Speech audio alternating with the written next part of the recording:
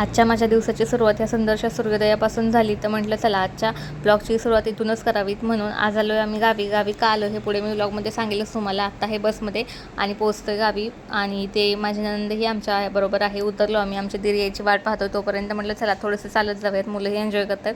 मुलं ती बॅग घेऊन पळायलाच लागलेले.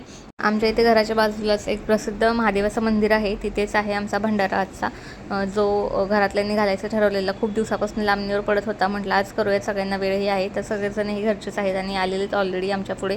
आम्ही घरी गेलो, आवरलं, फ्रेश झालो, चेंज केला आणि आलो इथे बुंदी पाडायची चाललेली. आणि हा पत्रा स्वच्छ क्लीन केलेला आहे. गावाकडे अशीच बुंदी पाडतात असं आम्हाला सांगण्यात आलं. त्यामुळे आम्ही तेच करत होतो. आणि ते भाऊकीतल्या बायकाही आल्यात सगळ्या मदतीला आम्हाला. आणि इकडे आचार्यही आलेला आहे. स्वयंपाकाची सुरुवात झालेली आहे. राईस झालेला, आमटी ही उकळते आहे. काम सगळं झालेलं आहे. म्हटलं जाऊन मंदिरात दर्शन घेऊन येऊया. आल्यापासून मी गेलेच नव्हते मंदिरात, कारण आले की कामालाच लागलेले.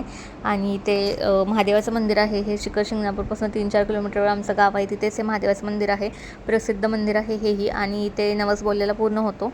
आणि इथं आतमध्ये एंट्री नाही आहे लेडीजना, बाहेरूनच पाया पडायचे असतात. आणि इकडे पहा पूर्ण छान डेकोरेशन केलेलं आहे. पूर्ण बांधून घेतलेलं आहे. इथं डेली कुणाचं ना कुणाचा भंडारा असतो. ज्यांना अन्नदान करायचं असतं ते लोक इथं भंडारा घालतात. या जे नवस बोलतात तेही नवस पूर्ण झाल्यानंतर भंडारा घालतात.